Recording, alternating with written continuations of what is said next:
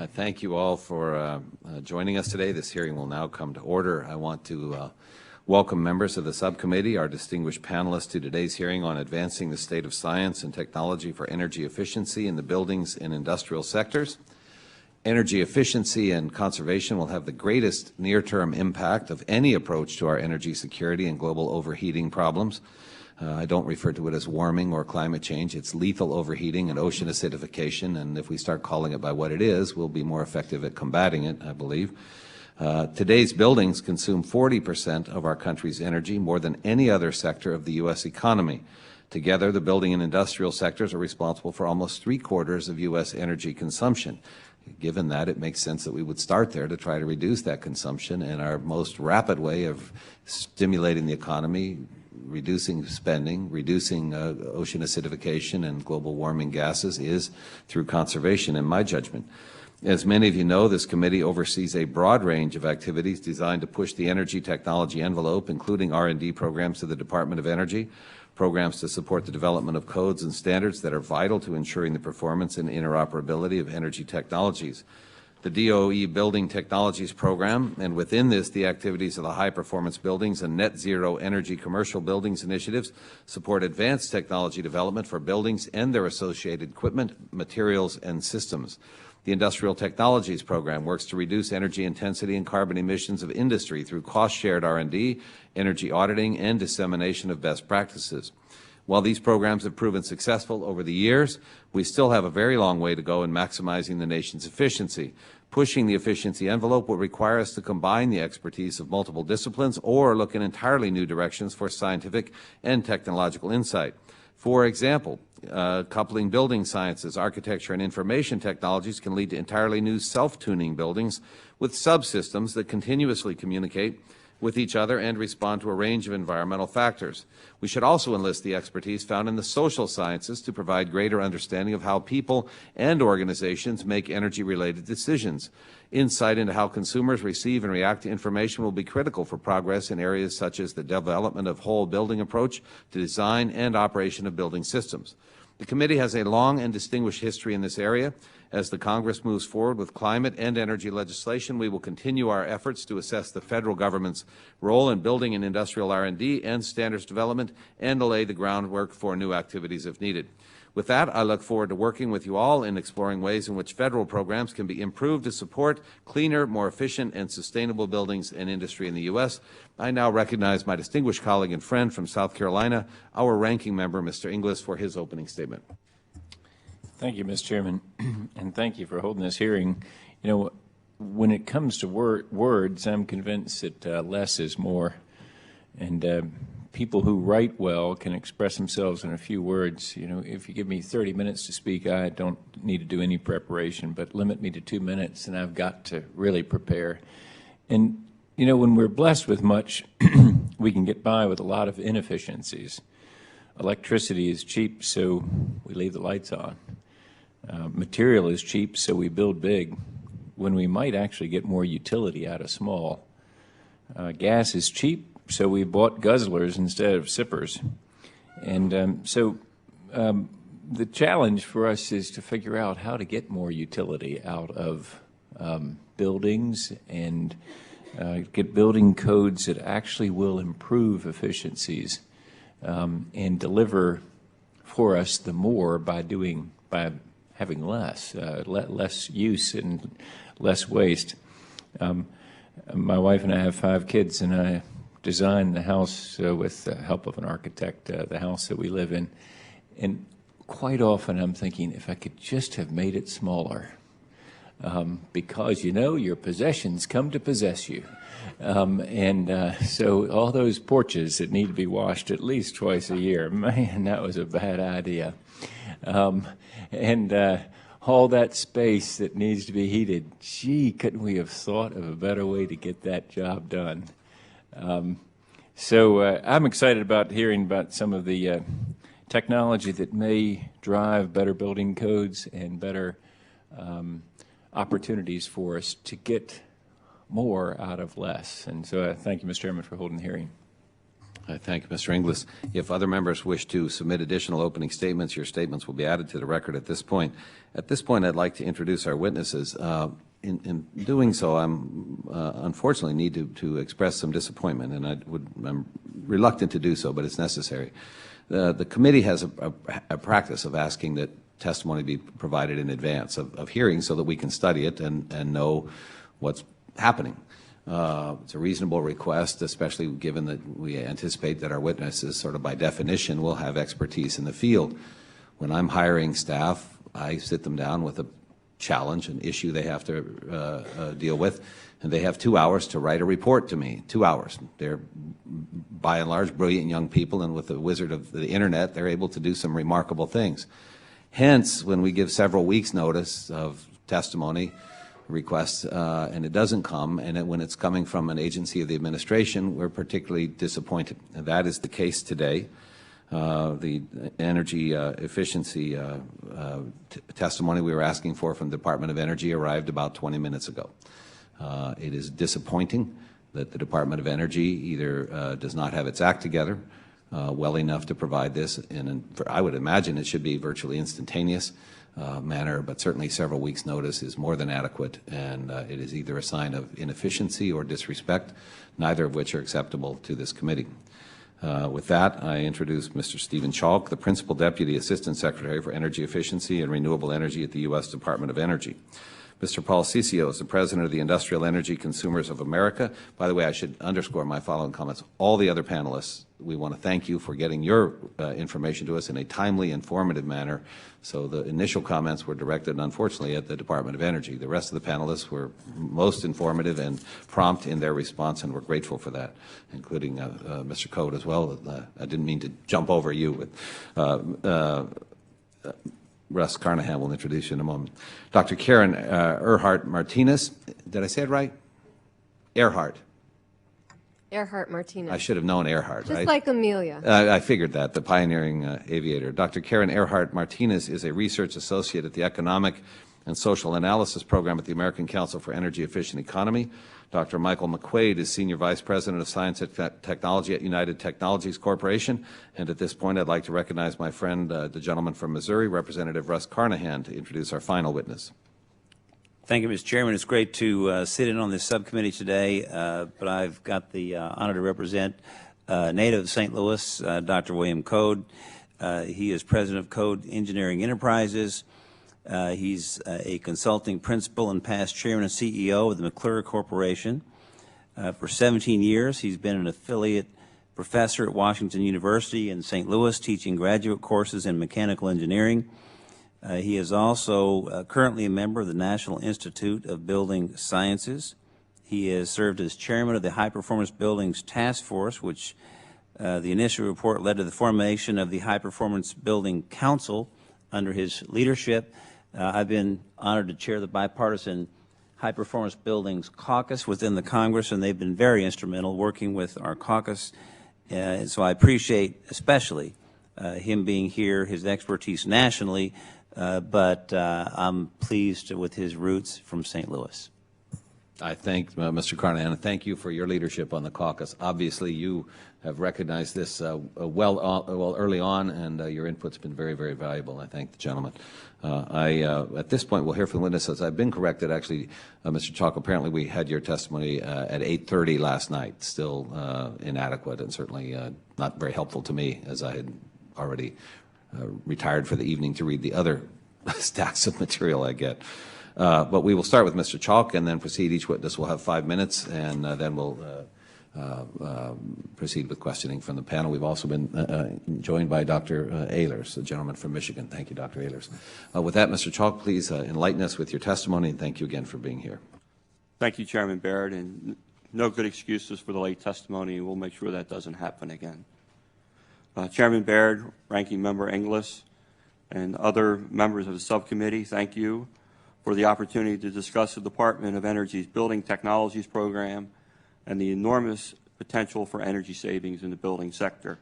I commend you for holding this hearing and look forward to working with you to continually innovate and invest in energy efficiency. Energy security and climate change, or global overheating, if you will, are two of the most important challenges of our time and require urgent attention. It's clear that there's no single solution to the problem. The challenge is so massive and urgent that it requires multiple simultaneous responses and solutions.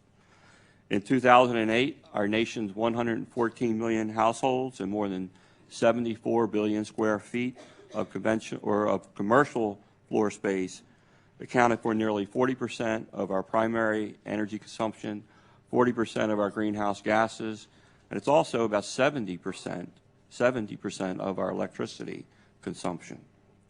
For every gain in building energy efficiency, there's a corresponding reduction in power plant generation, greenhouse gases, and there's a greater conservation of natural resources, particularly water, which is consumed in large quantities in power plants today.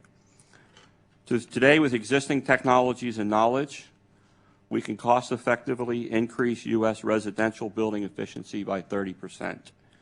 In temperate parts of the country, it is possible to increase efficiency by 40% with little additional first cost and really no additional cost at all when savings for utility bills are factored in.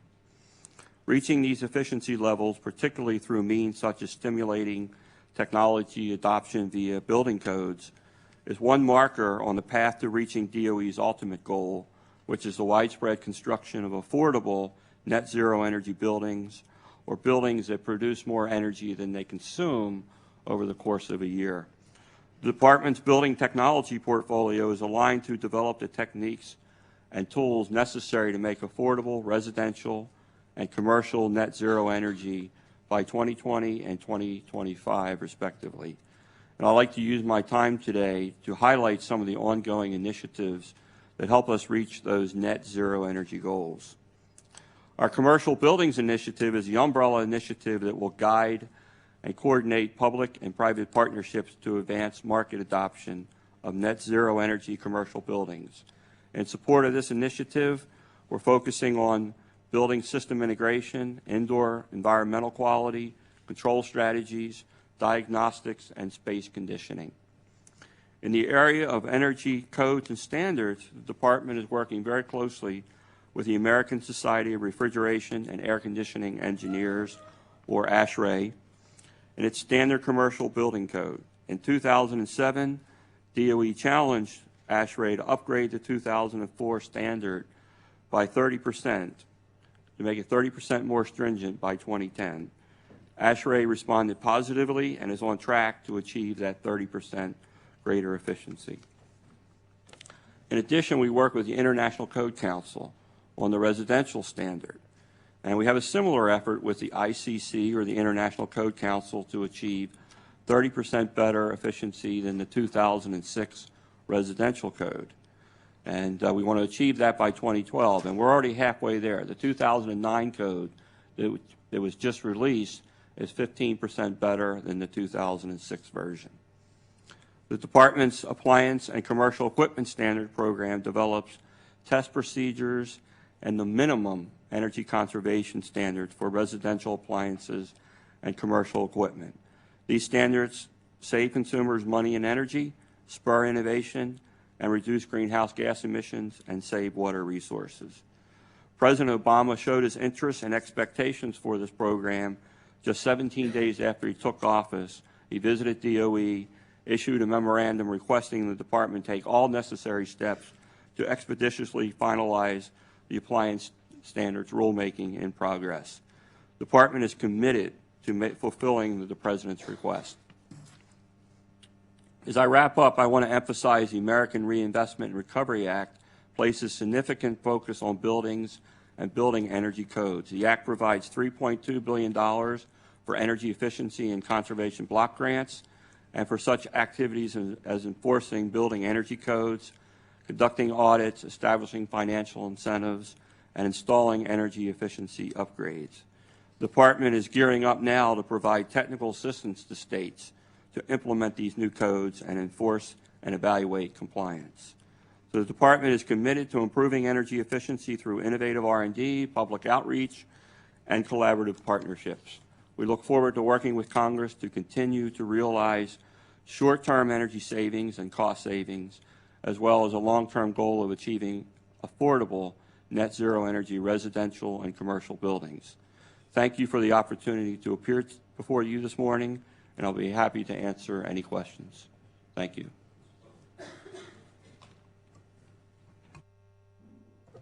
Mr. Coad.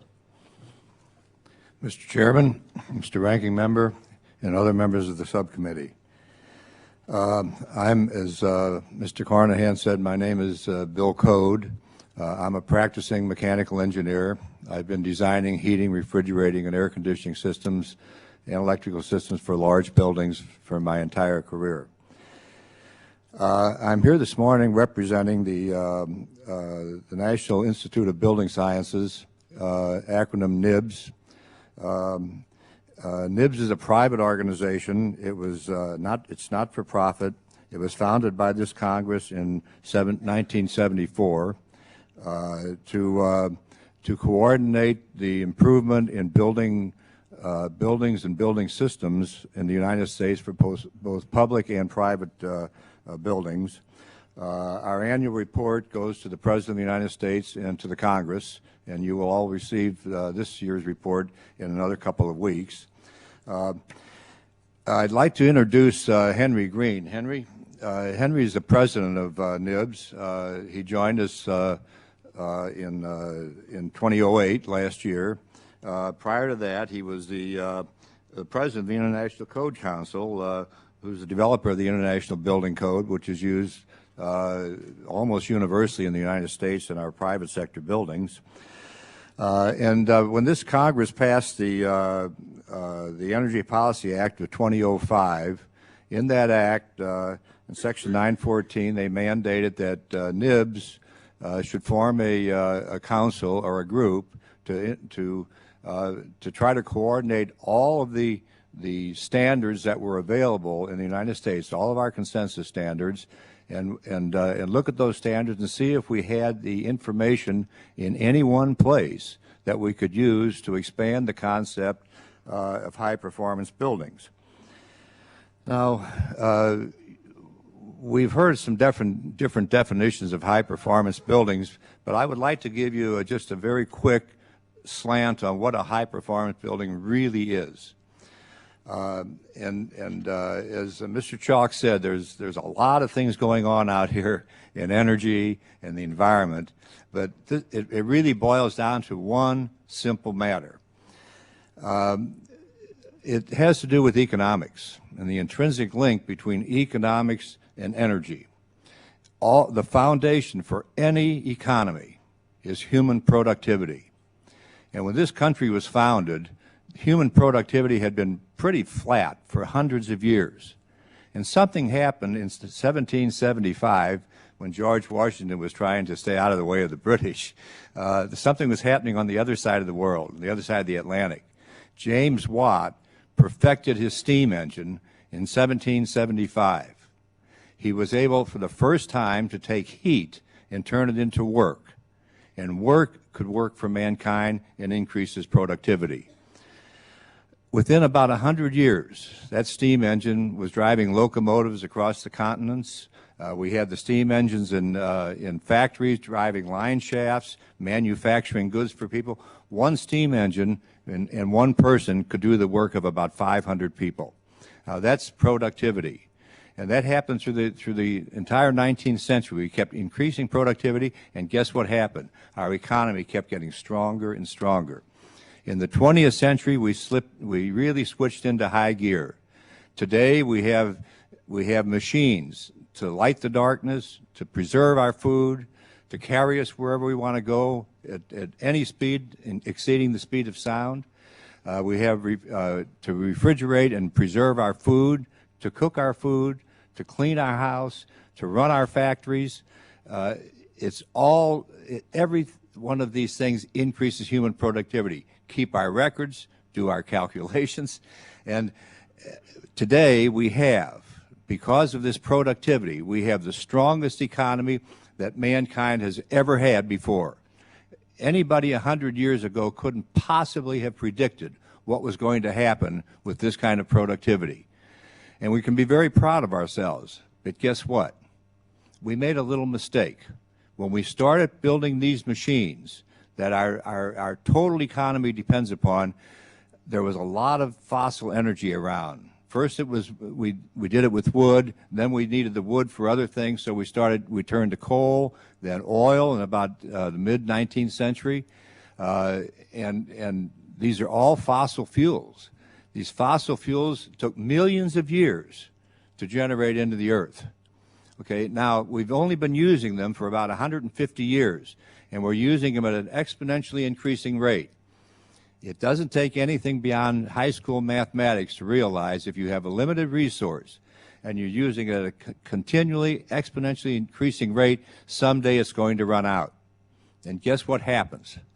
That someday, world production of oil is predicted now to run out before the year 2010.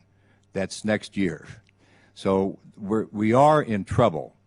We're in big trouble with our economy, because without the energy, we can't support the economy to keep the world running the way it's running. We're talking about the end of man on earth if we can't support our economy. Now, what can we do about that? That's why we're here today. This committee, this subcommittee, is here handling what I think is the most important problem that this Congress and this country faces today, and that is the fact that we are going to run out of energy if we don't do something about it. Okay, now, what can we do about it? The title? We try to keep the testimony about 5 minutes. I know that's a minimum time, but I'm going to ask you to try to summarize at this point. I'm just about ready to, Mr. Chairman. All right, great. Thank you very much. Thank you. Go ahead. I've lost my train of thought now. I'm sorry. But what we have to do, the only thing we can do is energy efficiency. Mr. Chalk said that, no, Mr. Chairman, you said that buildings consume 40% of the energy, roughly. They consume it, but they don't use it. The efficiency is horrible in everything we do with energy. We have to redesign our complete structure of technology to consume much, much, much less energy. So efficiency is number one. So at that, I'm going to stop, Mr. Chairman, and I'd be glad to handle any questions that. We'll have plenty for you, Mr. Coad. Sorry, I ran over time. That's fine. It's you know, you folks have invested your entire lives in this, and then we are foolish enough to ask you only 5 minutes. But we'll get more. I just have to commend your association to have someone in your role named Coad and your new president named Green. You guys are in marketing, not just engineering. That's really well done. We have our marketing person here too. And we've got Ehrhardt here to lead the way as well. So we've got Mr. Cicio, thank you very much, and we look forward to your comments. Chairman Baird, Ranking Member Inglis, my name is Paul Cicio, and I am the President of the Industrial Energy Consumers of America. Thank you for the opportunity to testify on the Department of Energy Industrial Technologies program. The Industrial Energy Consumers of America is a trade association of leading manufacturing companies with more than $510 billion in annual revenues. We employ 850,000 employees across the country, and we are an organization created to promote the interests of manufacturing companies for which the availability, the use, and cost of energy, power, feedstock play a significant role in our ability to compete globally. The manufacturing sector is a vital sector to the welfare of the country. We provide the largest contribution to GDP at 12%, over 60% of the exports. We employ over 14 million people and nearly a quarter of the world's manufacturing output. Mr. Chairman, the speed at which the world around us is changing is accelerating, and we face enormous challenges competing for domestic and offshore markets, and unfortunately, it looks like we're losing ground. From 2000 to 2008, imports are up 29%, and manufacturing employment fell 22%, a loss of 3.8 million jobs, and that does not count 2009. Of great concern is that manufacturing investment in the United States as a percent of GDP has been on a decline since the late 1990s. At the same time, significant new capital investment, often with the latest technology, has made companies in developing countries top-in-class competitors. Many of these companies are state-owned and are subsidized. Our competitors are third-world countries with first-rate manufacturing technology. A new competitive concern is the upcoming requirement to reduce greenhouse gas emissions that could add substantial costs that our competitors in developing countries will not bear. This brings me to my point. There has never been a time in our history where new technology and best practices is needed more to increase manufacturing competitiveness, reduce energy consumption, reduce greenhouse gas emissions.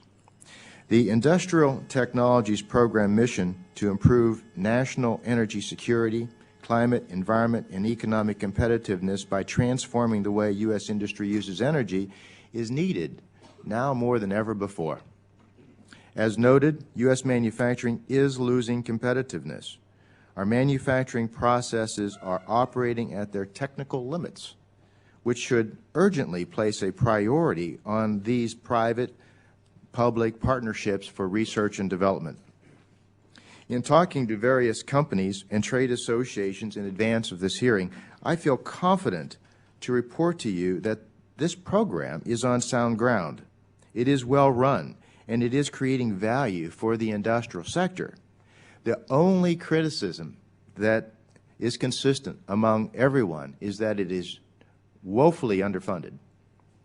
The R&D program by sector, the R&D cross-cutting technologies, the best practices, the industrial assessment centers, the Save Energy Now program are all effective and they are desirable. The FY 2008 funding of $64 million and the FY 2009 of $62 million is completely insufficient to meet the competitiveness challenges.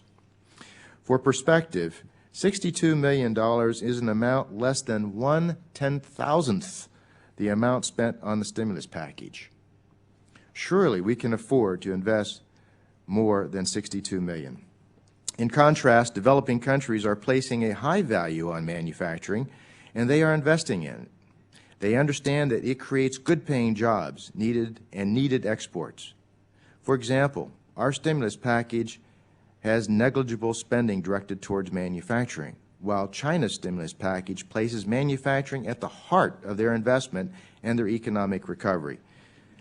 In closing, Mr. Chairman, given the enormous and growing challenges that we face, we no longer can take the manufacturing sector for granted. It is important for this body to understand the enormous value that this sector brings and that it is time for investing to take it seriously. Thank you. Thank you, Mr. Cicio. Dr. Ehrhardt-Martinez. Sorry. Thank you. My name is Karen Ehrhardt-Martinez, and I'm a research associate with the American Council for an Energy Efficient Economy, and I'm also the chair of the 2009 Behavior, Energy, and Climate Change Conference, which will be held here in D.C. in November. And I have to add that I'm a resident of Bowie, Maryland, so yay, Bowie. My testimony responds to a request to provide information about the role of social and behavioral sciences in reducing energy consumption in buildings and how these sciences could be included in the DOE's research programs.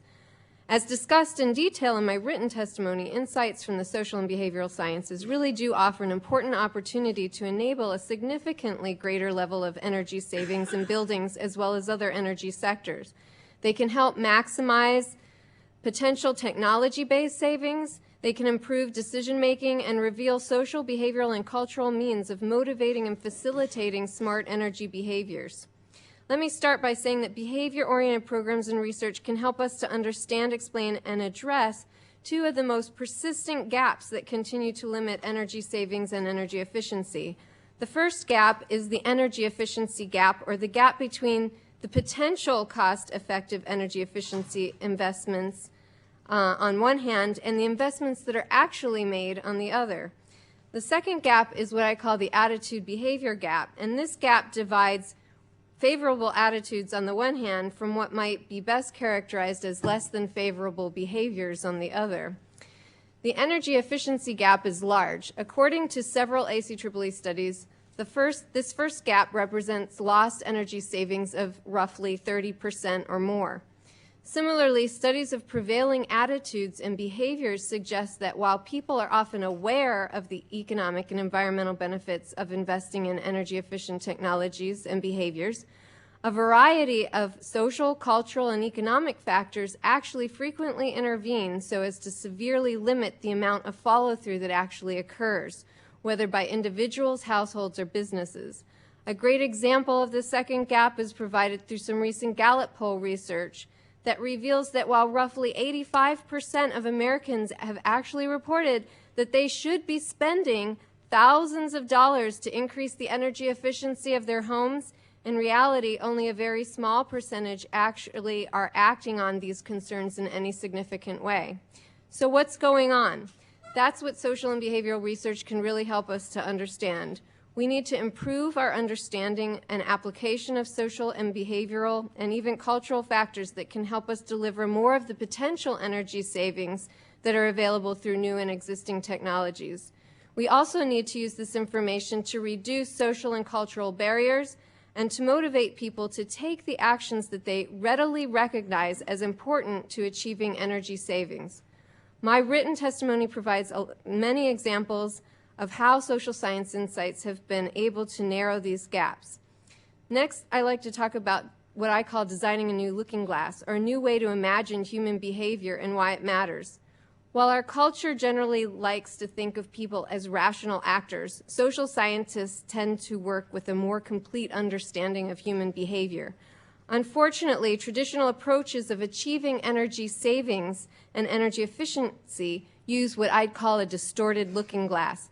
They use what is most commonly referred to as a techno-economic framework, and this approach is primarily focused on a rational actor model that seeks to increase energy efficiency and increase energy savings exclusively through technological and economic means. Unfortunately, from this purview, reducing energy consumption is as simple as designing a more energy efficient product and then ensuring the product is economical and its replacement is cost effective. The logic in that regard is sound, but only as far as it goes. Programs built around this logic assume that people typically act in economically irrational ways. Unfortunately, real-world experience suggests otherwise. In fact, research suggests that in the residential sector, people seldom act according to the rational economic actor model. And our understanding of the decision-making processes in business and industry also tend to fall short. As such, the performance of energy and efficiency programs requires that we gain and apply an improved understanding of what actually motivates energy-smart behaviors. Two mechanisms I suggest could help develop a better looking glass and more effective programs. One is a substantial increase in the involvement of social and behavioral scientists in the variety of processes, and the second is the development and application of a behavioral toolkit that effectively identifies key concerns and behavioral insights that have proven effective in addressing behavioral change. Finally, I'd like to conclude by mentioning the need for a broad integration of social and behavioral science throughout DOE's work. It's important to recognize the significance of behavior-related approaches as an essential piece of a multi-part strategy for addressing energy issues and climate change efforts. As noted in a recent New York Times article, the principal drivers of our current energy and climate challenges are human choices, behaviors, and lifestyles. As such, the success of our efforts depends on our ability to give these issues more prominence through behavior-smart policies, through an improved understanding of the ways in which people both shape and are shaped by their physical environment, by a recognition of the opportunities and constraints associated with existing social structures, cultural norms and values, and other socio-cultural considerations. A recognition, and finally a recognition of interpersonal and psychological factors associated with motivating and constraining behavioral change. By moving in this direction, we can make important strides in closing both the energy efficiency gap and the gap between consumer attitudes and behaviors. In short, mobilizing our population to adopt energy-smart behaviors and technologies will require the insights provided by social and behavioral scientists, and these insights need to become a larger part of the efforts at the U.S. Department of Energy. Thank you. Thank you very much, Dr. McQuade. Good morning, Mr. Chairman, Ranking Member Inglis, and members of the committee. Thank you for the opportunity to be here today. I'm Michael McQuade, Senior Vice President for Science and Technology from United Technologies Corporation. I'm pleased to share my thoughts about the need and opportunity to invest in basic research in building system science to dramatically reduce the energy consumed and carbon emitted by buildings. We're very pleased with President Obama's commitment to a robust R&D agenda as expressed in his remarks yesterday at the National Academy of Science. We believe that the investments in building system science described here align directly with this vision and can be aggressively accomplished within the DOE portfolio of ARPA-E, EERE, and the Office of Science.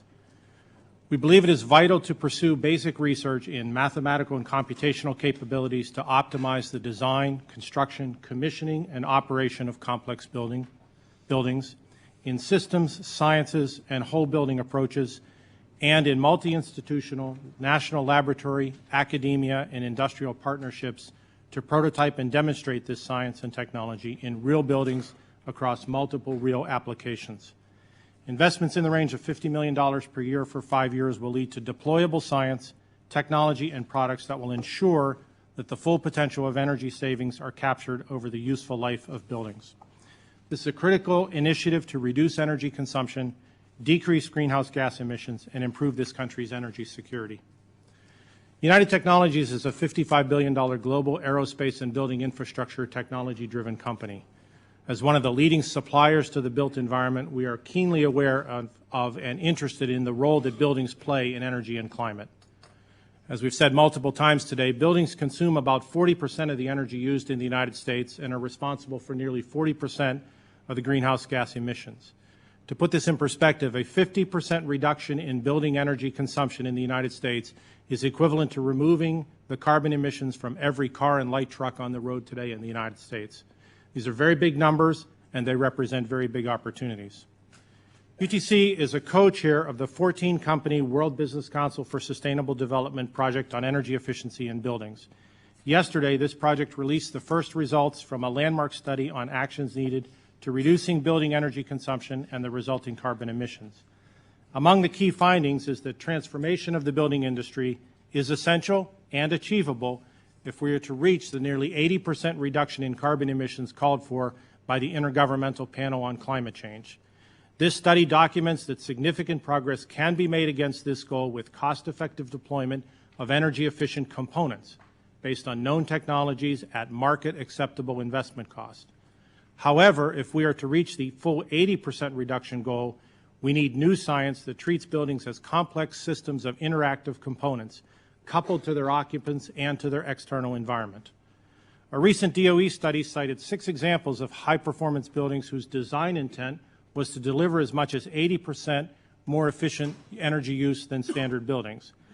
Through suboptimal integration during the construction and operation phase, these buildings actually delivered less than half this desired performance.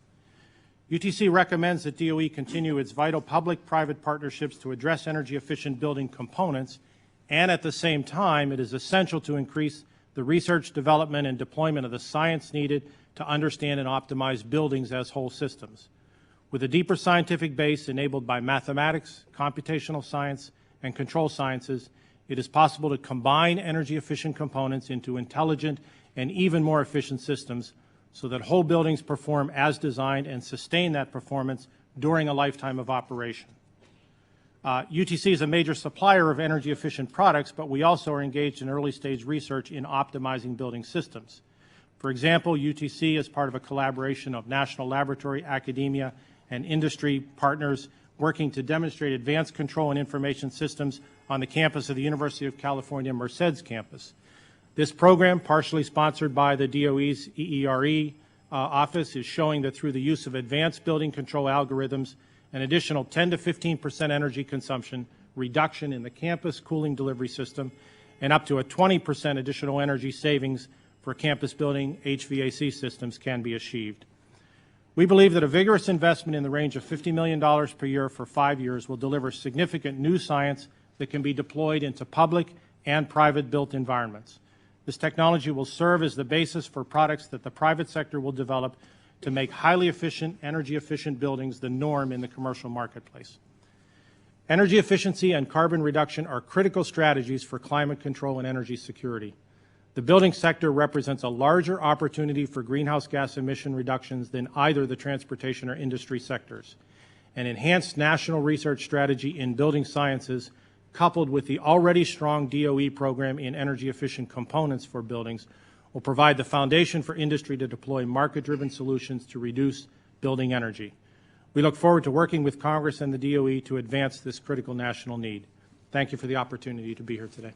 Thank you very much. I thank all the panelists for very, very informative and stimulating input. We'll now proceed with questioning. Procedure basically is that each of us asks about 5 minutes worth of questions, and we alternate sides. We've been joined as well by Ms. Edwards. You're right to be proud of your representative. She's a fantastic member of this Congress. Ms. Giffords was here a moment ago. Mr. Matheson, Mr. Tonko as well, all very active, committed members of the committee, very interested in this. We're grateful for their presence as well. And we'll proceed then with questions. What strikes me as I listen to you folks is that clearly the 40% figure is a very, very prominent part of our energy equation. It seems to me that all of you have a fundamental role to play. To what extent, we've got this great gathering of experts here on this committee. To what extent do you actually work together in the real world? And by that I mean, to what extent does DOE work with each of you? To what extent does, for example, UT work with the social behavioral side? Does the social behavioral side work with the code side, with the industrial side? Talk to us a little bit about that. Can you do more? Do you do enough? How can we facilitate that? Mr. Coad? Mr. Chairman,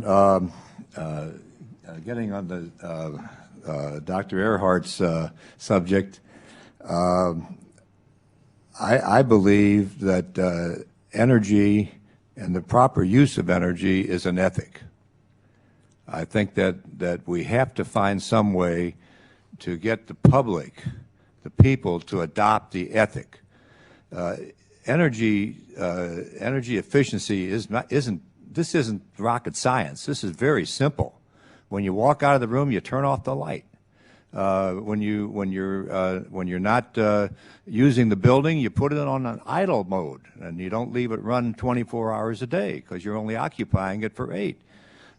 So yeah, I think we work together.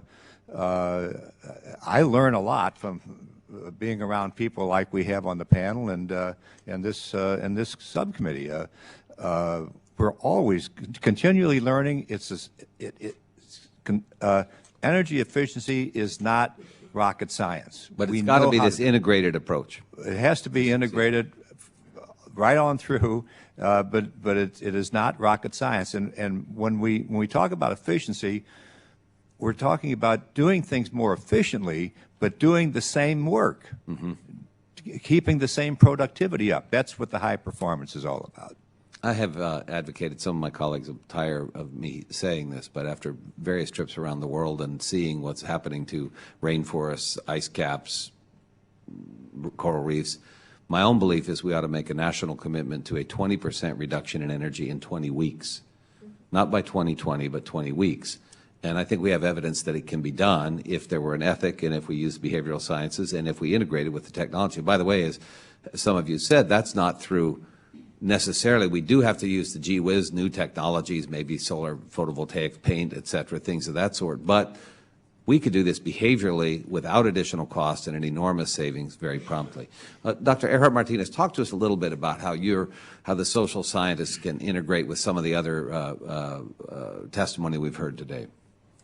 Well, I think, to a certain degree it does happen. The problem is that to a large degree, it doesn't happen in a systematic way or a widespread way. And particularly, I think there's a lot to be gained within the DOE programs for a more concerted effort to really include the social sciences at all stages and throughout all the programs that they work on. It's been, if you look at all of the funding that's gone to climate change research, 2% or less has gone to the social and behavioral sciences. It's a minuscule amount, but yet, as I said in my testimony, there really if we really, it really is a human problem. I mean, it's a human-created problem, and if we really want to understand how to address this problem, we really need to incorporate the social and behavioral sciences to unlock, the knowledge that exists and apply it to these questions about why is there these two persistent gaps between what the technology can provide in terms of energy savings and what's really provided. It's a human equation. Let's ask Mr. Chalk then a little bit. What Dr. Ehrhardt-Martinez has said, I obviously agree with. I think we have abundant evidence to it. Mr. Coads pointed out there's an ethic, it's a behavioral element. Given that, to what extent does DOE involve human behavioral sciences, whether it's economics, psychology, sociology, et cetera, even anthropology in some cases maybe, to these various programs that it oversees on building and industrial efficiency? Well, specifically, this is an important area. In fact, we're in the process of hiring somebody with a behavioral science background. But to answer your earlier question about how we work, I mean, Mr. Cicio mentioned he's pleased with our industrial program, which is another 33%. Did you pay him to say of the that? primary energy. So we're talking about 70% of the primary energy here today with industrial plus the building efficiency. The other thing that we've done in establishing our commercial buildings initiative is work with Coad organizations, work with companies like UTC on the technology, but also build alliances across the whole value chain, working with the realtors, working with the building owners. And the building owners are typically not the people that occupy the buildings in the commercial space. So sometimes the building might be designed for another purpose that the occupants are using it for, or they decide to run 2 shifts instead of 1 shift. So this gap that you have between design intent and actual use of the building is very, very critical. Thank you. And so we try to work with the whole value chain, if you will, of retail associations and alliances. We have a national accounts program that brings in big box developers and things like that. So we try to work with the whole value chain so we get everybody's input when we approach this from a system standpoint. I want to acknowledge Mr. Cicio. One brief point about the realtors. One of my colleagues suggested, or actually a realtor back home, one of the prime opportunities for doing residential retrofits on energy efficiency is at the point of sale. So once the selling party has vacated the home and the purchasing party hasn't moved in, that's when you hit. And we ought to have some way to target our incentives right at that moment, because you don't disrupt everybody's life. That's when you really ought to, and we ought to be able to roll it right into the mortgage. And if we're going to do some tax incentives, put that tax incentive right on at the point of the transfer of the home or the business, because that's when you're most able to do that kind of work. Mr. Cicio, you wanted to comment, and then I'll recognize my colleagues. Yes. The crosshair where we as manufacturers cross over and work with the building people, we are raw material, we are suppliers. So when we improve the quality of the products, the diversities of the products, whether it's for lightweighting or for simple things like double pane windows or glass insulation, we are the providers of those materials for them. Where the ITP program comes in is it provides new technologies, breakthrough technologies that help provide these new needed materials, but also importantly is to help keep costs low. Because obviously you've heard from Mr. Coad, it's about costs and it's about economic return that helps drive energy efficiency. So you're both consumers of energy in the process of the manufacturing, but producers of the new equipment that's going to help us solve the problem. Absolutely. We're a I'm provider. sure UT's in the same boat there on many rounds. Mr. Inglis. Thank you, Mr. Chairman. You know, I was talking to a physician recently about health care, and he says, we all know what we need to do. We need to eat well, we need to exercise, we need to sleep plenty, we need to drink plenty of water. It's just we don't do it. Now, in the case of energy usage, we all know what we need to do, right? It's just we don't do it. So tell me how it is that we're going to do it. I'm hoping that one of you gets the secret answer. There's a secret answer. So let's see if you know it. Yes, Mr. McQuade. Thank you very much, if I may. I think it's a very true statement. I think in the energy efficiency of building studies that was released yesterday, the sort of, we know what we should do and the economics of doing it come together for something in the range of 40 to 50% of the reduction that can be achieved. So today's technology, 5-year paybacks, market incentives to achieve that can really be accomplished. I think to go beyond that, to achieve the sort of hyper performance we want in buildings, the 80% reduction, is going to require a combination of new technologies and new systems. And I would say that thinking about the things I testified today about building systems, those combine with human factors and behavioral sciences, really to create buildings, think about commercial buildings, that actually tune and optimize themselves. So it's one thing, for example, to require or ask someone behaviorally to turn the lights off when they leave the room. It's another thing to install motion sensors that turn the lights off automatically. So we think there is a key role that can be played by both the technology side and the human factor side to achieve that. So back to your question, I think a significant portion of the technology base we have today can give us substantial reduction in building energy consumption, 40 to 50%. To go beyond that, to achieve these really strong numbers, is going to require the kind of things that you heard today in terms of both technology investment and human behavior investments. Yeah. Cicio. Congressman Inglis, for the manufacturing sector, we are different. I would differ with you. The manufacturing sector's greenhouse gas emissions are only 2.6% above 1990 levels, while the commercial, the residential, the transportation, and the power sector greenhouse gas emissions are up on average about 30%.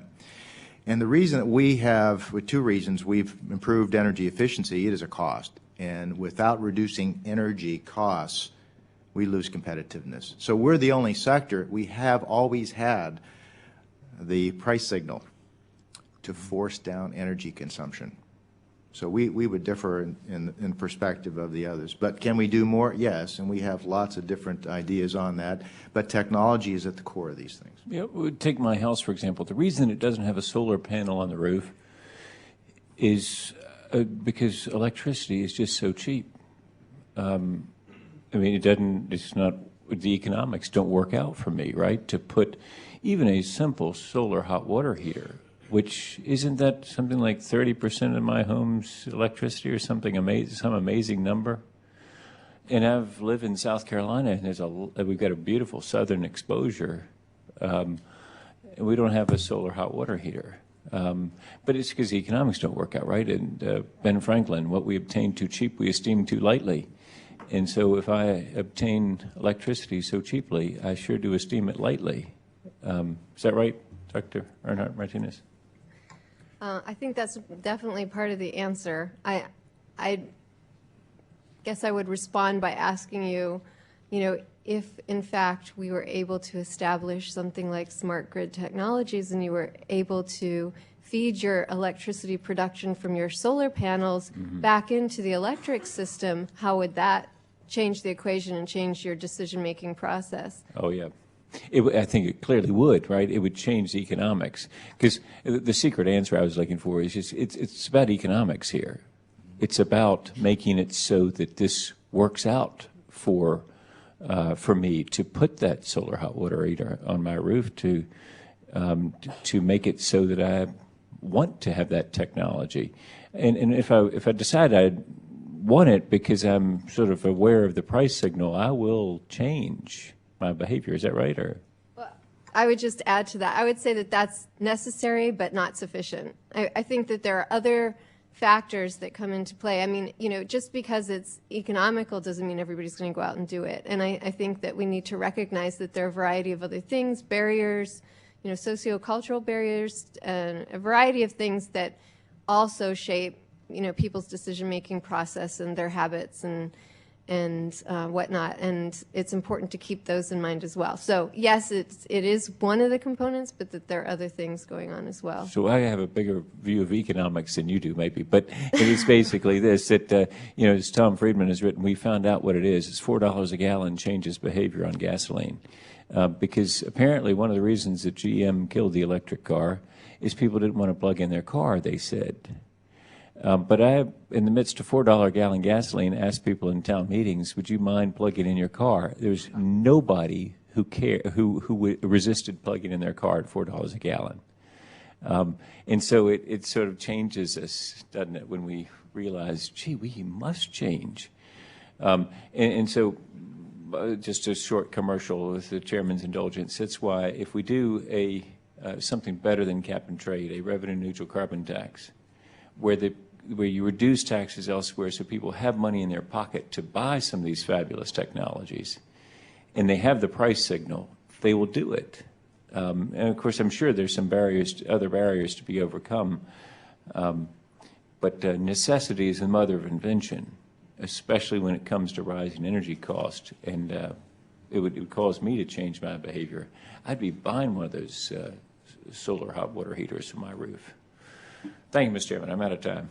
Always appreciate the commercial announcement for the alternative, which I by coincidence happen to support. So Ms. Edwards is recognized next for 5 minutes. Thank you, Mr. Chairman. And I think I'll start out with a question for someone from Bowie, Maryland. Dr. Ehrhardt-Martinez, thank you all for your testimony today.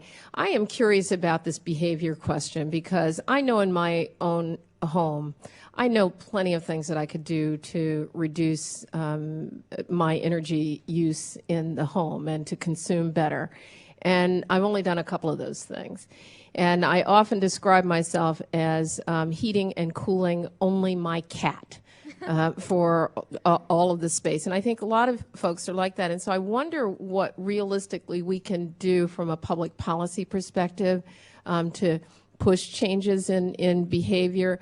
I'll just give you an example that a lot of our policy relies on things like tax credits. And so if you are you're in a working family, middle-class family, to make the trade-off between college tuition or daily expenses and changing your energy consumption in your house in exchange for a tax credit that's going to come later on makes that a very complicated decision. And so I wonder if you could talk from a policy perspective of things that we could do to actually incentivize changes in consumer behavior. Okay, that's a tough question. I think that it's important to keep in mind that a lot of these investments in energy efficiency are, cost effective and that they do pay for themselves over time. So I think that, that's where we need to begin, is to make sure that people are aware of that, and then to come up with mechanisms to help them overcome barriers, whether it's financial barriers or other types of barriers, for the people who are interested in actually pursuing those types of changes. But we also have to recognize that there are, that the world is full of different kinds of people, and that different people face different barriers and live different lifestyles and, live in different conditions and have different resources at their disposal. And so I think it's also important to recognize that while there are some people who, like you, are aware of, what needs to be done and perhaps need simply certain incentives in order to do it, there are other people that maybe need, more information. And then it's also about how we provide that information. So, and how we go about providing programs as to whether or not those programs are more or less likely to be effective. So, for example, there's research on, there's a very long history of research on home retrofits and why some programs, and there's a huge amount of variation in terms of how successful those programs have been in actually getting consumers to have their homes retrofitted and generate energy savings as a result. And one of the insights from that research has been that, the huge variation is more a function of how the programs are being implemented. And than they are of, so you can have the same program that has the same incentive structure, but the way in which the program is implemented and the way that that information is distributed to people and things of that nature have just a dramatic effect on the proportion of people that actually participate in that program and are able to reap the rewards. Thank you very much. And then my last question from Mr. Chalk has to do with building efficiencies and the way that buildings get described as being efficient. I know as kind of an, slightly outside, it's very confusing. I had folks in my office just a week or so ago, and they were describing that they met some sort of environmental standard for their building, and I had no clue what they were talking about. I don't really understand the standards. I think there's a wide variation in the ways in which people can describe their buildings and the efficiencies of those buildings, and I think that we need to clear that up so that builders and developers have some sense of, and consumers comparing apples to apples. Yes, we have a label, much like when you buy an appliance. It tells you, it's an energy guide label, it tells you how much electricity, say, that refrigerator uses. So we have developed with the building community a label that says this house is rated at this energy use, and you'll pay approximately this much in average utility bills for all your loads, whether it's thermal or electricity. But what about commercial buildings? For commercial buildings, we're just beginning the Commercial Buildings Initiative. And there, in reference to your previous question, it's very difficult because the owner of the building who pays for the construction is not the one that pays the energy bills. So we need to work with both groups then to decide how to incentivize what are the right policy mechanisms that need to be evaluated to incentivize greater energy efficiency. But back to the homes, when you buy a house, you have to have a termite inspection. If you also had to see the energy use of that house, then that would also be something very valuable. And that's what we're working on, so we have greater adoption in there so that consumers are informed as they go and buy a house. Maybe they can afford the mortgage, which is the first cost of the house, but the utility bills is typically not included in that, so in the mortgage. So we need folks to realize what their energy bill is going to be as they purchase a house. I think my time has expired. Thank you, Mr. Chairman. Dr. Ehlers. Thank you, Mr. Chairman, and thanks to the panel for being here. This is one of my favorite topics, even though I spent 35 years on it so far. But it never ceases to amaze me how difficult it is to get people to change their behavior. So I'm very pleased you have Dr. Ehrhardt-Martinez here to enlighten us on that. I think one of the biggest factors is, and I'm speaking now as a physicist, the public just doesn't understand energy. They don't know what it is and how it could happen. And I've a number of times I've given speeches talking about I wish energy were purple. Because if people could see the energy, they behave differently. If they drove up to their house in the winter and saw purple oozing through the walls and purple rivulets around the doors and windows, they'd say, good grief, I've got to tighten up this house. And similarly with other activities. As it is, the only concrete evidence the average citizen sees about energy costs is the price at the gas pump and the utility bill at the end of the month. And that's not enough. There have to be other ways. And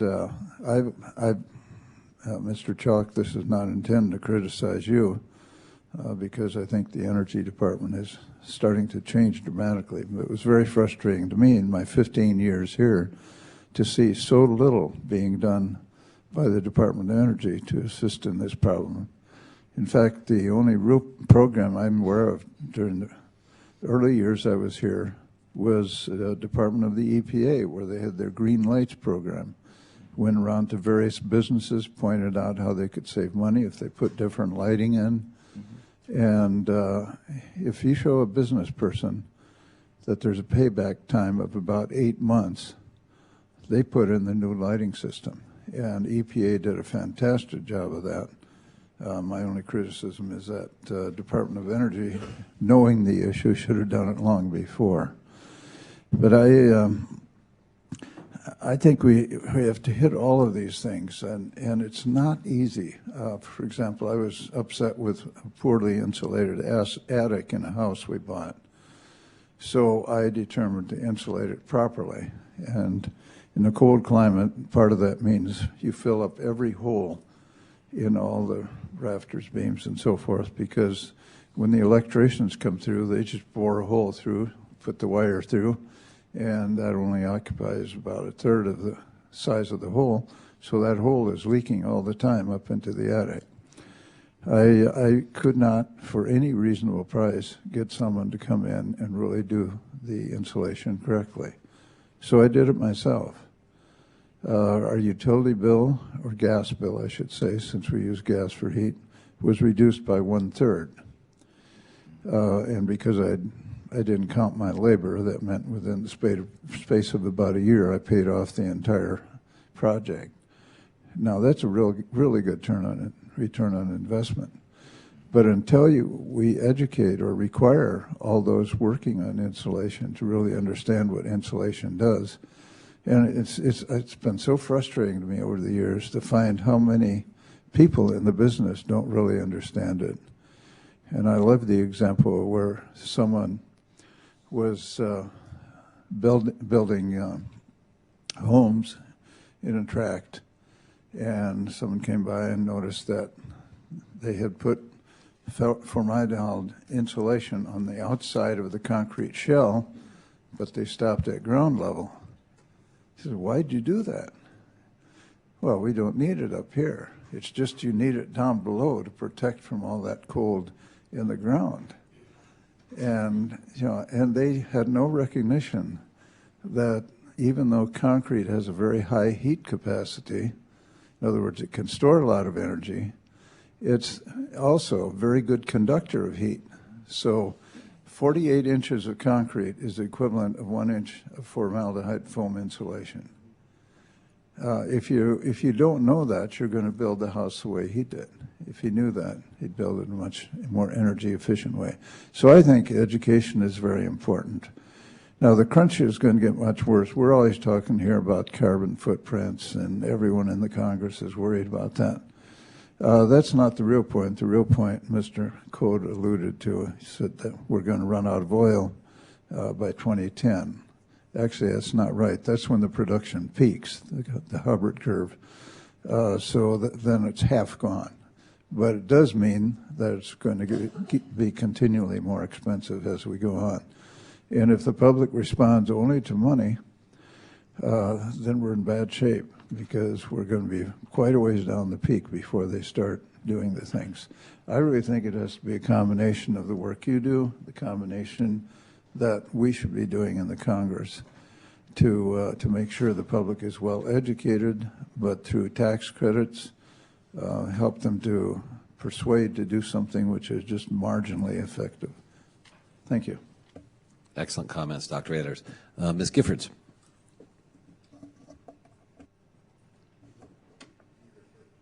Yeah, Mr. Matheson would be next, and then followed by Mr. Tonko. Okay, I'm happy to go, Mr. Chairman. Thank you. Mr. Chalk, just a quick question on what would you need to have a successful retrofit program at DOE? And I know funding is going to be one answer, but I'm looking for other things in addition to funding that you think you need that would help make that happen. Combination of things, and the retrofits is very important, because as we talked about earlier, we can do 30, 40% on a cost-neutral basis now for new construction. Retrofits are much harder, as Ms. Edwards was talking about. There's other priorities for homeowners and so forth. So what we need, we have the R&D, and we've been investing much more in commercial buildings research. What we need to do, though, is we've been emphasizing and optimizing individual components, like the HVAC, lighting, windows, and so forth. We need to do more in integrating those components. There's trade-offs. So when the climate changes outside, the windows are talking to the lights, we're communicating with the HVAC system, so that all of these things are working together for total optimization of the building. And it's tied to the occupants, whether they're there or not, and what type of activity. So systems control and integration of all these components from the R&D standpoint is a top priority. That with the right policy and finance, because it's always the first cost that's the barrier. So if there are incentives for longer-term financing, that would be very helpful because these technologies do pay back, but they may not pay back for 8, 10 years. But that's okay. The building is typically in the inventory for more than 50. Right. So I think we can do this. And the last piece is really workforce training that's been mentioned to make sure that people know how to install correctly. And as part of our weatherization program where we weatherize low-income housing, we offer training assistance so that people are doing that correctly, and we have inspectors and so forth. So the combination of R&D, the right policies and financing, as well as a strong deployment effort where we can demonstrate these technologies to folks, where we actually, and one of the issues with the codes is when you start out with a code, it's really the design intent. We're not doing enough to follow up the actual measurement and verification of the energy use. We need to do that, disseminate that information, and then combine that with the workforce training, not just the installers, but also the building operators, so they know how to change as the activity changes within the building, that they're continuously optimizing. So we almost need a brain or a CPU for the building would be ideal, a dashboard, so that people could, otherwise are just paying retroactively or a month behind what they used last month. They don't see real-time energy use going to lights where there's maybe nobody occupied, or maybe there's a piece of equipment that's malfunctioning and the energy level shoots up. So those types of things need to be put in everyday practice. And then I think having those things for the building operator will allow them to most efficiently operate their building and decrease their costs. I appreciate that. And Mr. Coad, am I pronouncing your name correctly? Okay. In your assessments report, you point out that there is what you call a race to respond to consumer demand for green products. Do you think the capacity exists within the building standards industry to effectively address the need for new standards for all of these green products and keep up with what are undoubtedly going to be more and more products coming into this expanding marketplace? Yes. The High Performance Building Council of NIBS, in their first year, well, in their organizational year, they had like 80 different organizations who write standards assembled together for that year, and they did an extensive study of all the standards that were available, and they're now working on filling all the holes.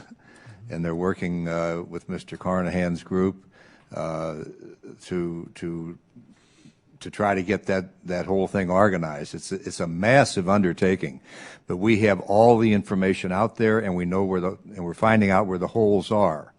And as soon as we find that out, we're going to start trying to get various standards adopting organizations to start plugging those holes. And as I mentioned before, this is not we make this thing too complicated. It's not that complicated. And from an economics perspective, and I'm going to say something that nobody's going to believe me. It costs less money to provide a more energy efficient product. It doesn't cost more money. It costs less money, because that's all relates to energy and the physics, energy and power. Power is how big something is, and energy is how long you run it. And if it's smaller, you pay less for it, and you use less energy while you're doing it. That's an absolute fact. That's an engineering problem, and the man on the street can't solve it, but the design engineers can solve it. You give me any machine you want, and if I work at it long enough, I can always figure out how to make it smaller and use less energy. It's just a matter of motivation. And we have the technology, and if we don't do the efficiency first, then we'll never be able to solve the problem with alternate fuels. See, we ought to adopt a slogan: efficiency first. That's the first order of business. Thanks, Mr. Will the gentleman yield just? I'm happy to yield. Yeah. Just one quick comment on that. We saw what happened after 1973 energy crisis. What I think really soured a lot of the public on this, since they didn't understand it, were all the shysters who got on the market selling all sorts of products which they promised would save tremendous amount of energy.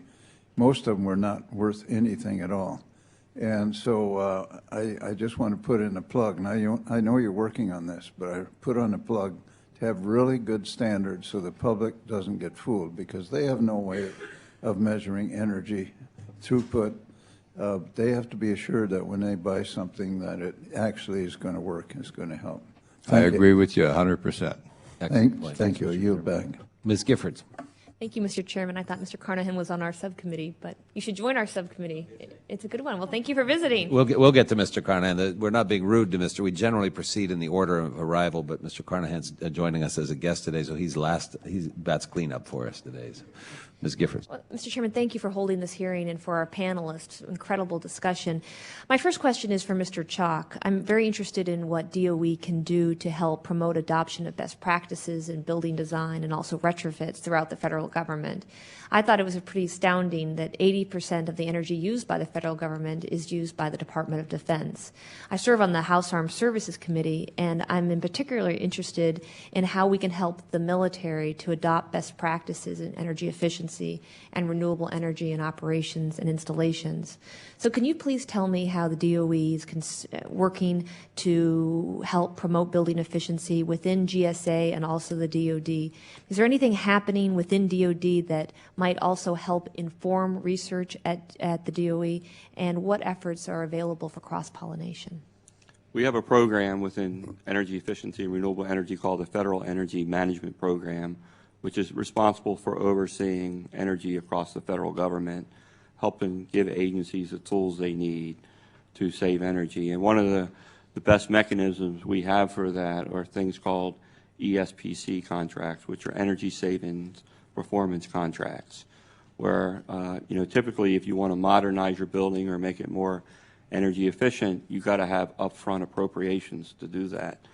What this ESPC mechanism allows is private contractors to come in. They specialize in energy efficiency. They will put all the upfront money to switch out the lights from incandescent to fluorescent, or change, upgrade insulation, HVAC systems, chillers, and so forth. They'll put all the upfront capital to modernize the building. And then they get paid through the actual savings in the utility bill. So that's typically the primary mechanism that the Department of Defense is using, and they're doing a very good job at this. And actually are one of the leaders across, we look across all federal agencies, the Department of Defense is one of the leaders in terms of actual energy saved and in terms of putting somebody in charge accountable for energy management. So they're a very, very good example. And so what our program does is it gives people the tools to do that. One of the specific problems we have, I come from Tucson, Arizona, is the heat of the Southwest. And I know specifically, not just with our military installations, but our other government buildings as well, we have a real problem in keeping our buildings cool during the hot weather. So I'm curious about the unique research challenges for the green building program. Is it insulation, or what are the real possibilities that we can develop when you're talking about a climate that gets to be 115, 120 degrees? Well, the first thing to do is no air infiltration, and so it's about the building envelope, how well you're insulating it, make sure you don't have thermal bridges and conductivity.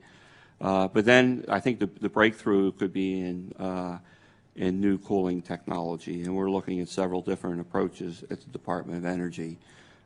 Because cooling technology has advanced greatly, heat pump technology and so forth, much more efficient than it was even 10, 15 years ago. So if you have a heat pump that's 15 years old, it might be like a SEER 10. You can do a lot better today than that. So, but we can go beyond that to new technology for cooling, and I think that's an area of emphasis going forward for our program, especially in the commercial buildings area.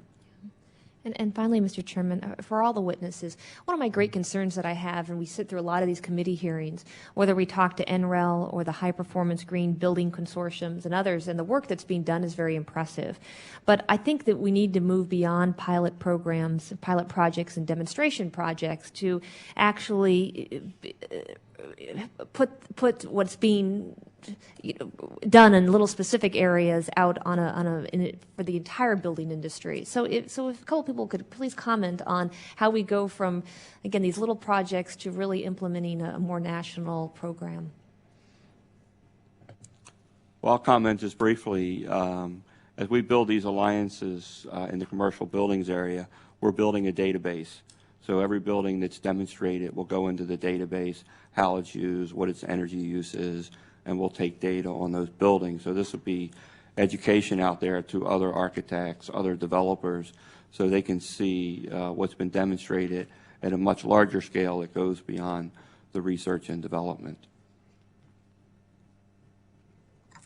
I would just like to add to that. I think that it's really clear that, you know, the whole question of the distribution of technology and the diffusion of technology, again, is very much rooted in understanding human decision-making and, you know, when and why people decide to adopt these technologies. And so, again, I think that the social and behavioral sciences need to play an important part in that process. I think Mr. Coad had a comment he wanted to add, and then I recognize I'm the air conditioning guy. I can't. That's why I figured I'd let you. Can't not answer that question. The first thing you do when you're in Tucson and you're building a building is that you don't build the building the same way you would build it if it were in San Francisco.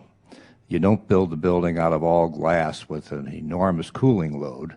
You build the building so it has less of a cooling load. You use less glass and you use better insulation, and then your cooling system will be smaller. It'll cost you less money. It'll use less energy. So the engineering and the architecture is, I mean, that's where it all begins in buildings. When you're building a new building, you reduce the load just by configuring the building with the right materials and so forth, and then you're going to reduce the cost and the energy from then on.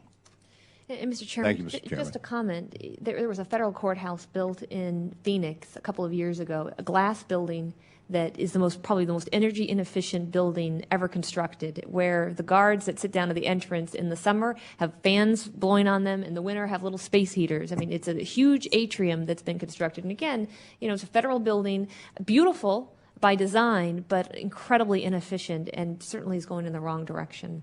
I certainly agree with you. I'm very familiar with the building, and you are right. Those buildings tend to be water inefficient as well, as some of them cool by spraying water into the air in a desert. Makes an awful lot of sense.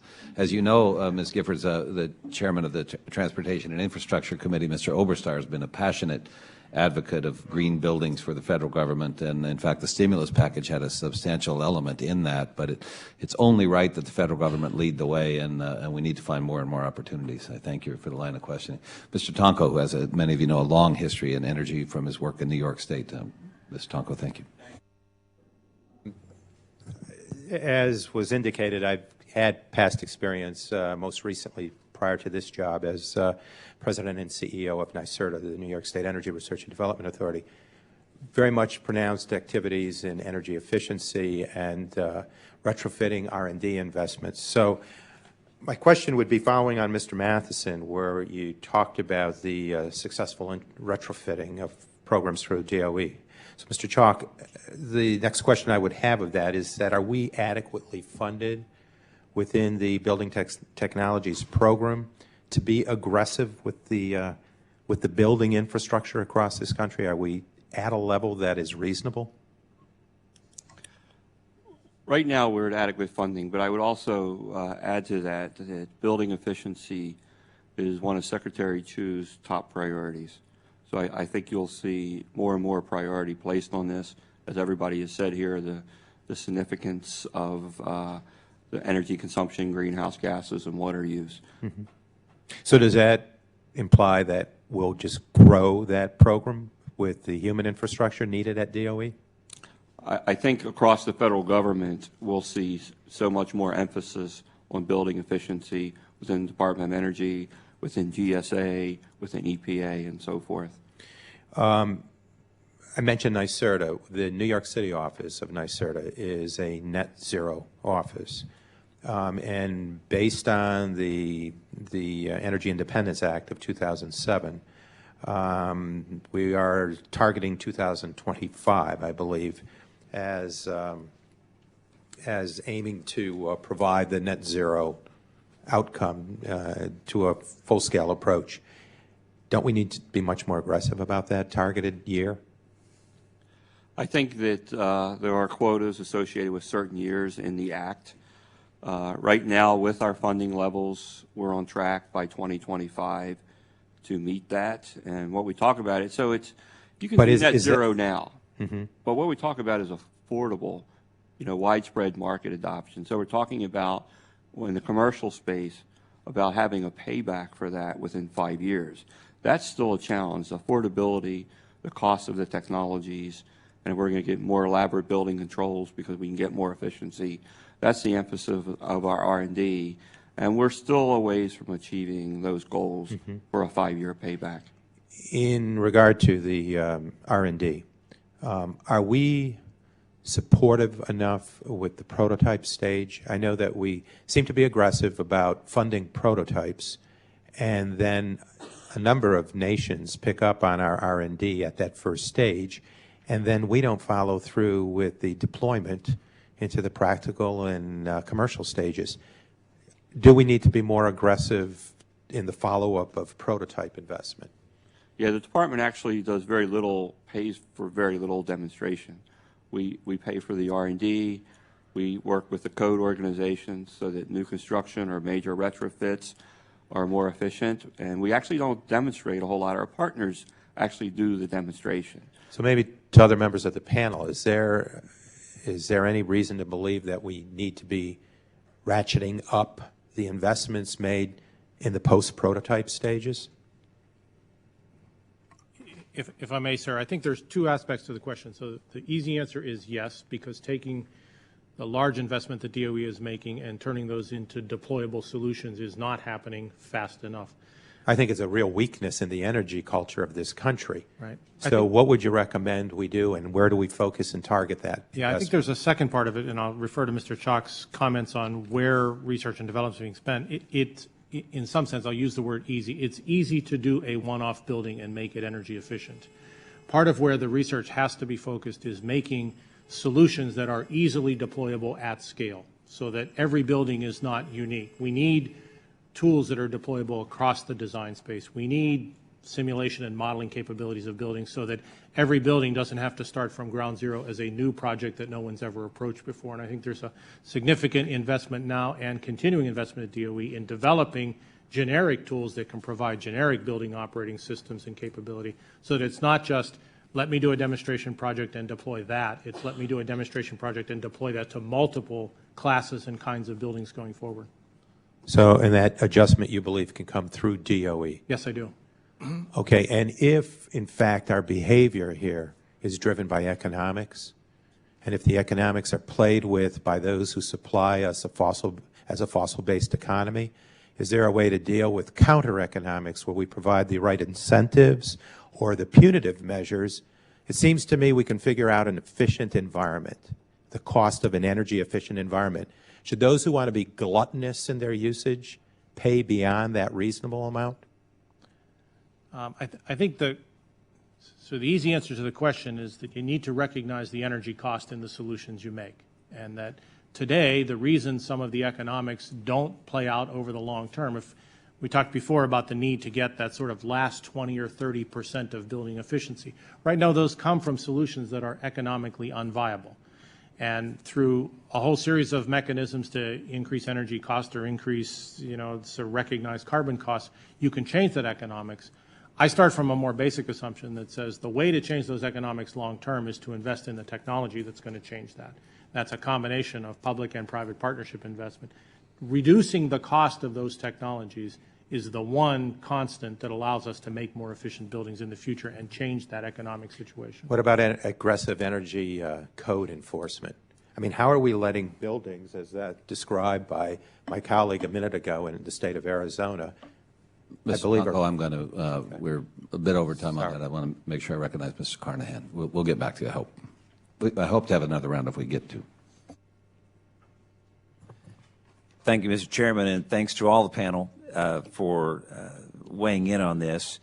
I really think that this is an exciting time for this issue, and a lot of things have aligned to get some big things done that we haven't been able to in the past. This issue has been around for a long time, as Mr. Ehlers mentioned earlier. But I think working with the private sector, the government has a key role in setting standards, creating incentives to really motivate consumers to grow the market, but also even to get set an example in terms of our federal building infrastructure. And just a couple of comments. I know that Mr. Chalk mentioned this, but one of the unique things that we've heard mentioned is how we can build into, whether it's residential or commercial mortgages, these kind of incentives that take into account cost savings and operational cost of the building. Because right now we're missing some of those things, and that will be an incentive for buyers that certainly want to buy those kind of buildings that are more efficient, but also to incentivize that from the building and the lending perspective. So it's just one good example. A couple of questions I wanted to throw out here with the panel. There's certainly a need to define high-performance building standards, which potentially could be above and beyond existing building codes. And if there was adequate funding, what would these sort of enhanced high-performance building models look like in terms of getting them out there for use among the public and in the building sector? Mr. Coad, Dr. Coad. I sound like a broken record, but it's efficiency first. A high-performance building must be a super energy efficient building. That's the primary focus. The next thing it has to be, and this is why it's high performance, it has to perform just as well as far as satisfying the needs of the people that occupy the building and the needs for their comfort and their productivity. So that's really where we're heading with high performance buildings, and hopefully we're going to get there. And to address the other question, I think the private sector has to move the building technology forward based on these standards for high performance buildings. Yes. Could I add to that? I would also argue that we really need to include in standards some kind of provision that provides feedback to people with regard to their energy consumption, because the point that was made earlier about the fact that people can't manage what they don't see. And you know, if you're trying to manage your energy based on a bill that you get after the fact, you know, and the fact that you don't really see how the energy is being consumed in your home, you know, people are left really powerless in a lot of ways to change their behavior in ways that matter, because they don't really see the effects of the changes that they make. And so I mean, there's already research evidence that strongly suggests that just by providing these feedback mechanisms to people in their homes, that simple step empowers people to actually take on the challenge of changing their own behaviors without any other kinds of incentives, without any other kinds of, whether economic or non-economic types of incentives. So I think that really has to be an important part of the equation. Thank you. And I'm going to jump to one more question as my time is running out. But one of the problems we've also seen is the separation of the acquisition and operational aspects of buildings, and it's really a dichotomy that has been difficult to bridge. But in terms of taking into account the full life cycle cost of buildings, can you all address that issue?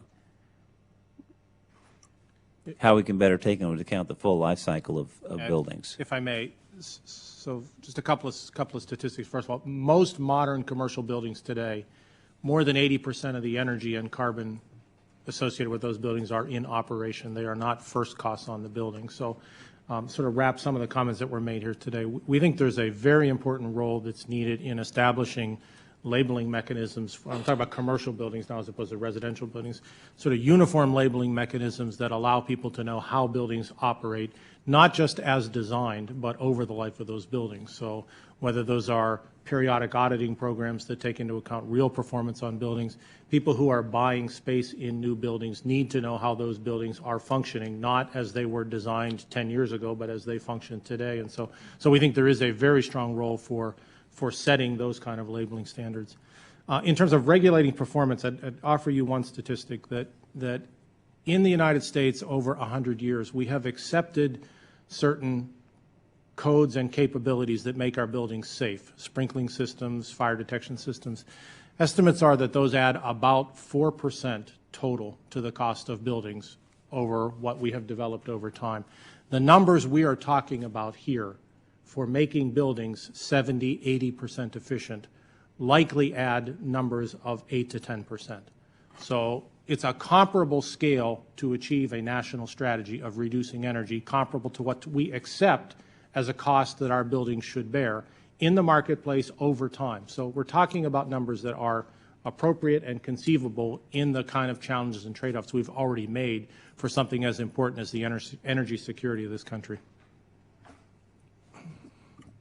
An outstanding line of questioning, and I think the issue there is also the net cost at the end of the day, the cost, and I appreciate Mr. Carnahan's reference to life cycle costs. I've been told that, for example, LEED standards are all about the energy efficiency of the building as an envelope, but they don't look at the net life cycle cost of the material that go into the building. So hence, wood, which is a much more energy efficient product to create than concrete or steel generally, is now counted as extra credit in LEED, if indeed may not be counted as a structural material at all in LEED, and certainly as someone from timber country, they believe, and I think with justification, that net total life cycle cost ought to be factored in. Mr. Carnahan also mentioned the issue of standards, and that leads to a question I want to ask, and in deference to my friend and colleague, Mr. Wu, who heads the committee with jurisdiction over NIST, I wondered if any of you have had interaction with NIST as we look at standards, and if we were to look towards developing a standard metric for how we evaluate codes or measure building technology and efficiency, what role does NIST have, or should NIST have, in concert perhaps with DOE? And I open that to the panel. Well, first I ought to speak on that. I guess the relationship with DOE and NIST is very good. In fact, DOE funds NIST about $1 million a year out of the DOE budget, and they help us through the appliance test procedures. They help us an awful lot on indoor air quality and ventilation, and helping setting standards and best practices in that area. And in fact, there's an overall interagency group that meets under OSTP that NIST and DOE co-chair, and they meet quarterly. So we're at DOE working very closely with NIST on all of these issues, and especially in our new commercial buildings initiative. Mr. Coad? Mr. Chairman, the NIST is represented on the High Performance Building Council, as is DOE. So they work together with you? Right. They're all part of the council. Is that an effective partnership in your judgment, or are there things that NIST ought to do? Very effective, yes. So that's been working for you? Yes. Mr. Cicio, did you have any comment on NIST's role with your efforts? Dr. McQuade, did you have a comment on it? Okay. What do you think might be some of the impact of, when we buy cereal, it says you've got vitamin A or D or whatever in it. When you buy a house, you almost, Mr. Inglis and I were talking, one would think that as informed consumers, one would ask, what is the cost of the heat of this house or the air conditioning of this house if you're in Arizona? But to my knowledge, there's no mandatory reporting of the net energy usage of homes or industrial buildings. Again, I'm recognizing the caveats about the user function. What would be the impact of informing people as part of the home purchase? You fill out 100 darn documents. You're filling these things out, you're signing them, and you don't know what they are. But something that says, look, pal, you're going to spend $400 a month over and above your mortgage cost just to heat or cool this place. Would there be merit to that, to having to do that at point of purchase? Mr. Coad? In commercial buildings, there's a what we call commissioning and retro commissioning, to where you go in and you do like an audit each year on how the building is performing, and one of the things you check is the energy consumption. It would be very, very, very easy to require that a building be retro commissioned before a person buys it. Mm-hmm. I would see nothing wrong with that at all, and it would seem like with leadership from the Congress or the states or somebody, these would be pretty simple instruments to implement for the sale of a home. Well, and you look at how many homes are funded either through FHA or VHA, Freddie, Fannie, et cetera. Ought to be fairly easy to require something like that, and then people could see. And I think it makes an awful lot of sense. And all the records are available through the utility companies now, instantaneously. Yeah. The department has developed a scale, and I hesitate to hold it up because it's too small, but we have a scale from 0 to 100 as part of our Builders Challenge, which is getting builders to build homes 30% more efficient. So they would score a 70 on that. As you go to 0, you would go towards net zero energy homes. So we have developed such a scale, and it's not mandatory, of course, but some tool like this would definitely inform consumers and make that a deliberate part I think of their that's really good for decision. new buildings. I'm not smart enough to know the answer, but my guess is 90% of home sales at least are existing structures. Well, and so my hope would be that when you shop buildings, that homeowners would say, back to Mr. Inglis's point, do you make the investment or not? Yeah. If homeowners had reliable, ready information about the energy efficiency of a home, it would be part of their comparison shopping. And if it were mandatory that that be given to people, now my investment pays. Otherwise, it rolls off the tongue. Well, I've got low E double pane windows and a new furnace and blah, blah, blah. That's real money on top of your mortgage expense. And if the one house now, its monthly payment is much higher than the other house because the other house has made the investment. That's valuable with existing structures. Right now it's voluntary. We have a home performance with Energy Star, DOE and EPA, where people can go in and do the measurement and then tell you what efficiency measures to take care of. But it's a voluntary program. It's not mandatory. Mr. Cicio? Mr. Chairman, I think you are absolutely on point. The combination of knowledge and the transparency empowers people to know the economics of choices. And just referencing the industrial sector, before we invest in a new electric motor, for example, we will know how many BTUs per kilowatt. We're going to know how energy efficient it is in advance. It's part of the informed decision. And I think the residential sector needs that same informed knowledge. Dr. Ehrhardt-Martinez. Yeah, I would have to agree. I mean, there's a lot of evidence to suggest that labeling programs can be really effective, and I think that integrating that kind of program in terms of, whether it occurs related to the inspection of a home or prior to that when the home is up for sale, I think that could be a really effective way of empowering, home buyers to make wiser choices. And that's part of, I think, an effort associated with the field of behavioral economics in terms of what they call choice architecture, which can go a long way to helping people make smarter energy choices. My guess would be it would have to, as a behavioral scientist, and somebody's bought some homes, my guess would be it needs to be listed on the MLS. You can't do it at the last minute. You've got to have it. Exactly. So cost of home, Yeah. cost of heat, Yes. On the transportation side, I think we also ought to, frankly, put in information about the net cost of getting to and from work. Because when people move way out to the burbs thinking they're saving an awful lot of money on their home and then have an hour and a half commute in, that's a pretty false economy. Right. And there are other, obviously with that particular example, there are non-energy benefits associated with, living closer in as well in terms of time savings and whatnot. But we don't quantify that in a way that's meaningful to purchasers. Exactly. Mr. Inglis, did you have a... Thank you, Mr. Chairman. We were just talking about the first house that my wife and I bought. We were warned in advance that it had resistance baseboard heaters, but we didn't really pay attention to that until that first bill came, and then we were shocked. what January in South Carolina does when you've got resistance heaters on baseboards. But I guess it also, I went out and watched the meter go around, and that gave me an even quicker feedback loop about, the thing looked like it was about to catch on fire as it spun.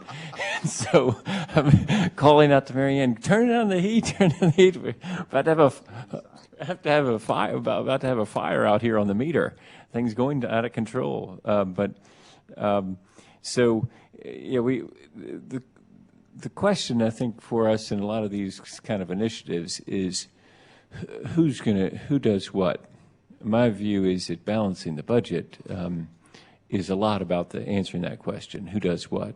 If you get it at the right level of government, then you can actually go toward balancing the budget.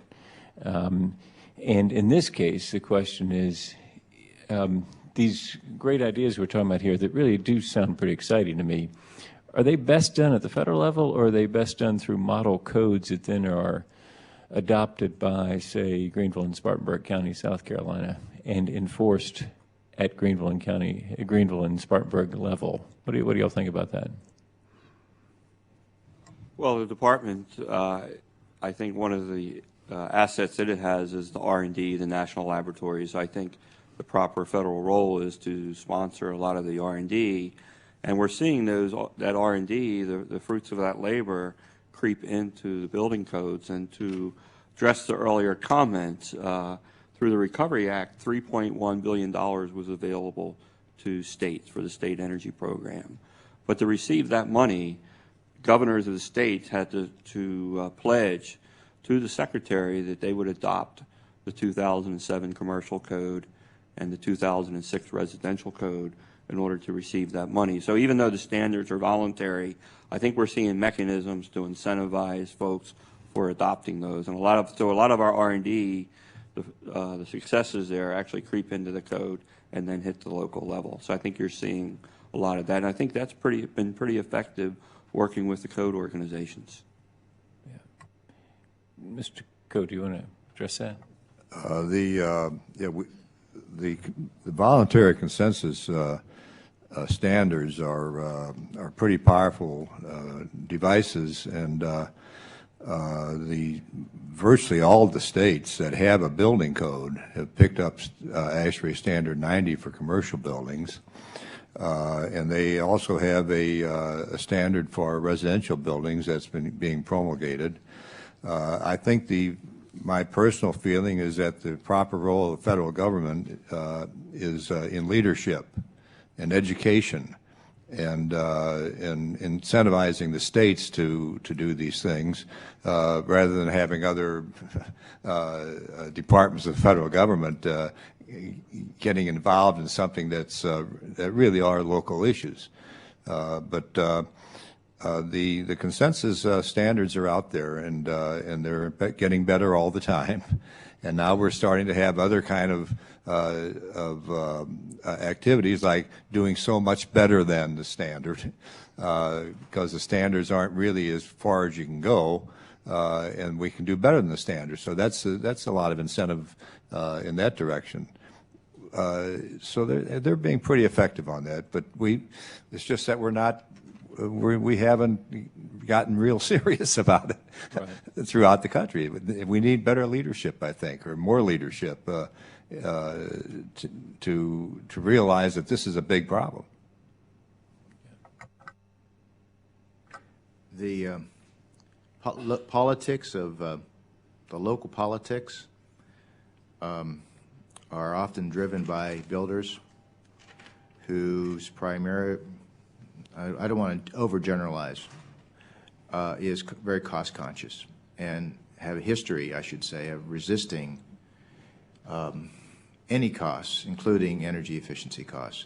So while philosophically it sounds great to keep those decisions at the local level, that maybe, possibly, the only way you're really going to get this done is through a federal mandate.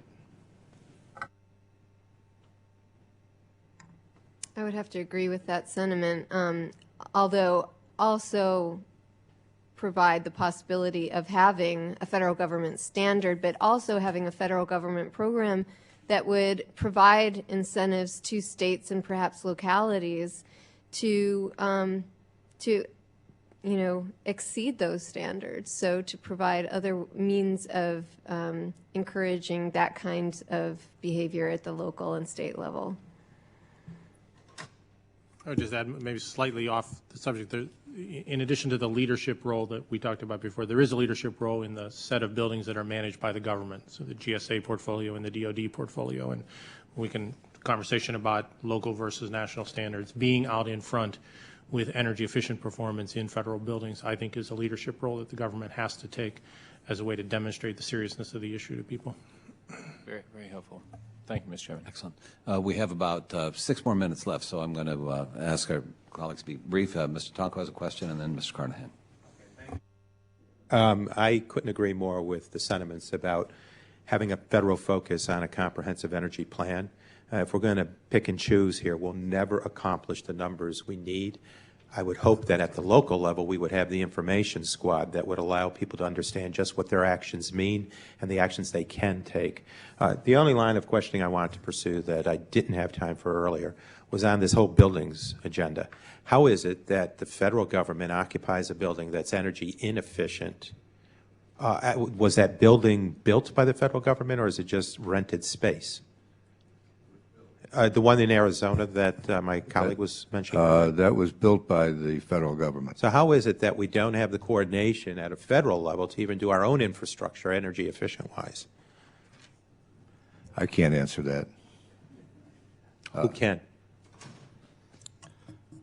Right now, through our Federal Energy Management Program, there's a conscious effort across the federal government to reduce water use, energy efficiency by 30%. How old is the building that my colleague cited?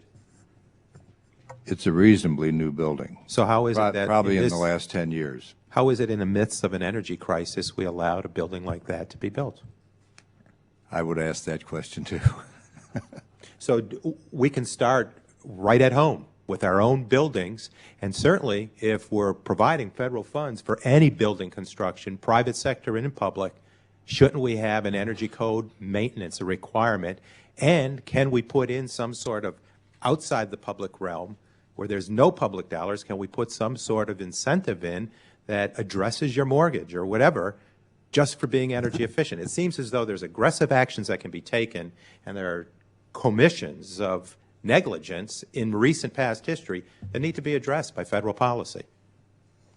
I would say that the federal buildings that would go up now would have to comply with the codes, and the codes just recently have become much more energy efficient than they were, say, 10 years ago. So I think progress is being made when new federal buildings are being built. Because of our gross neglect, I think we need to get very aggressive about energy efficiency, see it as our fuel of choice, give it our highest priority, and move forward with a plan that finally addresses the demand side of the equation, which has long been overdue. Sir, I agree with you 100%. Thank you. Well said, Mr. Tonko. Mr. Carnahan, no additional comments.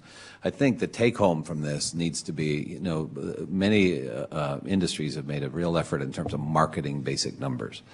I don't think if you ask the average American or member of Congress for that point, what percentage of our energy consumption goes to the uses that we've talked about today, most of us would probably be well off that mark. And if we're off that mark, then we're going to be off the mark in terms of targeting our interventions. And we've learned today that targeted interventions can be, must be an essential part of solving our nation's energy independence, global warming, overheating, and ocean acidification, and our economic woes, because the money that is saved is money you get to keep.